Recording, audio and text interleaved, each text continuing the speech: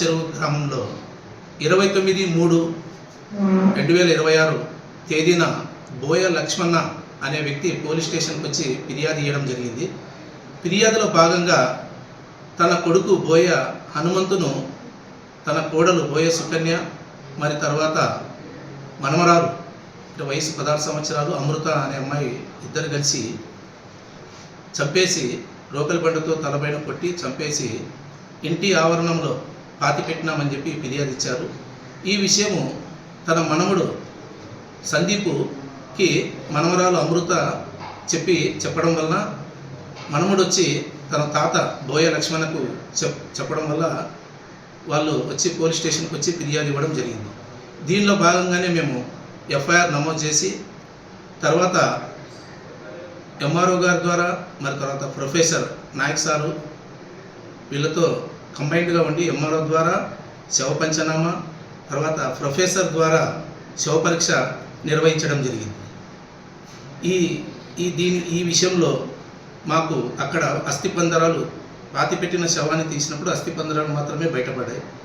అది బోయ హనుమంతుదే అని నిర్ధారించడానికి మేము ప్రొఫెసర్ ద్వారా డిఎన్ఏ రిపోర్ట్ను తీసుకోవాలని అదేవిధంగా డిఎన్ఏ కోసమని ఈ బోయ హనుమంతు యొక్క ఫీమర్ బోన్ను బోయ డిసీజ్డ్ అంటే మరణించిన వ్యక్తి బోయ హనుమంతు ద్వారా ఫీమర్ బోన్ను మరియు వాళ్ళ అన్న యదిస్వామి ద్వారా రక్త నమూనాను తీసుకొని డిఎన్ఏ పరీక్ష నిమిత్తము మంగళగిరికి పంపించడం జరిగింది. అదేవిధంగా ఈ దినము అంటే నిన్నటి దినము 1/5/2026 ఈ డిఎన్ఏ రిపోర్టు మాకు అందినది. ఈ డిఎన్ఏ రిపోర్ట్ వచ్చేసి మంగళగిరి ఎఫ్ఎస్ఎల్ ద్వారా మాకు అందినది. ఈ డిఎన్ఏ రిపోర్ట్లో బోయ హనుమంతుడే ఆ యొక్క అస్థిపంజరం తర్వాత వాళ్ళ అన్న ద్వారా తీసుకున్న రక్త నమూనాను రెండూ నిర్ధారించడం జరిగింది. ఆ నిర్ధారించడం భాగంలోనే ఈ ఫిర్యాదులో బోయ లక్ష్మణ ఇచ్చిన ఫిర్యాదులోనే ఏదైతే తన కోడలు బోయ సుకన్య మనమరాలు అంటే చైల్డ్ కన్ఫ్లిక్ట్లా ఆమె మైనర్ కావడం వల్ల వాళ్ళిద్దరి మీద ఫిర్యాదు చేయడం వల్ల ఈ దినము వాళ్ళిద్దరిని మల్లాపురం క్రాస్లో వాళ్ళిద్దరిని అదుపులో తీసుకొని విచారించడం జరిగింది.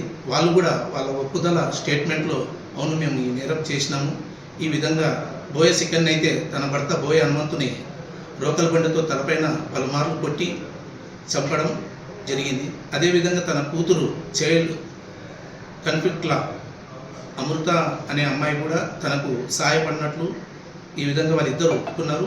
దీంట్లో భాగంగానే వాళ్ళిద్దరిని అదుపులో తీసుకొని వాళ్ళపై తగిన చర్యలు సుకన్యను కోర్టు ద్వారా తర్వాత ఈమెను జువెనైల్ కోర్టుకు పంపడం జరుగుతుంది.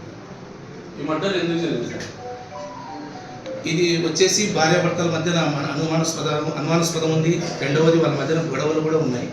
దాంట్లో భాగంగానే ఆమె పలుసార్లు తన భర్త వేధించడం వల్ల తనకి చంపడానికి వచ్చాడు అని చెప్పడం వల్ల ఎప్పటికైనా కానీ నా భర్త నాకు సమస్య అవుతుంది, ఖచ్చితంగా నేను చంపాలనే ఉద్దేశంతోనే ఆమె చంపింది.